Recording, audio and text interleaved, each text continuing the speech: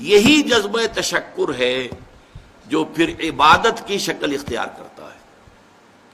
دیکھیے شکر، آپ کے ساتھ کسی نے بھلائی کی، آپ کی فطرت کا تقاضا نمبر 1 یہ کہ اس کا شکریہ ادا کریں، نمبر 2 یہ کہ آپ بھی کوشش کریں کہ کوئی میں بھی اس کی خدمت کروں، کو میں اس کو بدلہ دوں۔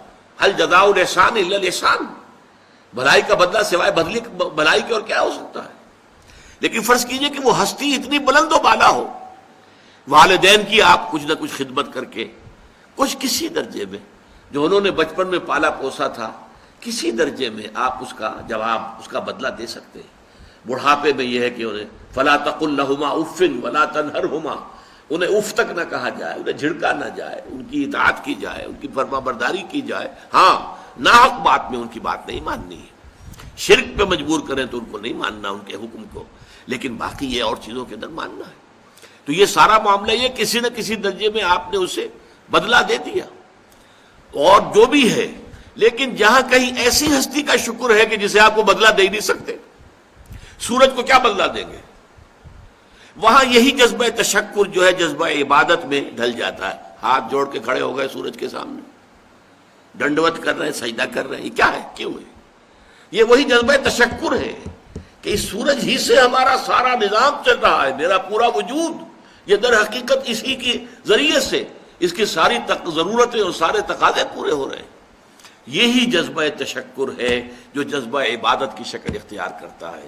اور جب جذبہ تشکر صحیح جگہ جا کر لگ گیا، یعنی جیسے کہ میں مثال بارہا دیتا رہا ہوں کہ اگر آپ کو کسی اونچی فصیل پر چڑھنا ہے اور آپ کے پاس جو ہے وہ ایک کمند ہے، تو پہلے کمند کو آپ پھینکیں گے اونچا، آپ کے بازو میں طاقت ہونی چاہیے۔ اگر بازو میں طاقت ہی نہیں ہے تو کمند کہیں قریب ہی جا کے اٹک گئی تو جہاں تک وہ اٹکی ہے وہیں تک چڑھ سکتے ہیں نا، اس سے آگے تو نہیں جا سکتے۔ تو کمند کو پہنچانا ہے پہلے اونچائی تک۔ اب دیکھیے اس کو اقبال نے کہا ہے، یزداں بکمنداور اے ہمت مردانہ، تمہاری کمند یزداں کے ساتھ جا کر جڑے، اللہ کو پہچانو۔ تمہاری عقل کا جو ہے در حقیقت امتحان یہ ہے کہ اصل منعم حقیقی، اصل محسن حقیقی، اس کے انعامات، اس کے احسانات، اس نے تمہیں پیدا کیا، تمہاری ضرورت کی چیزیں پیدا کی۔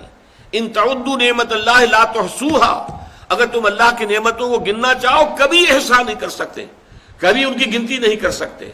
اس کے لیے تمہارا جذبہ شکر جو ہے وہ ڈھل جانا چاہیے جذبہ عبادت میں۔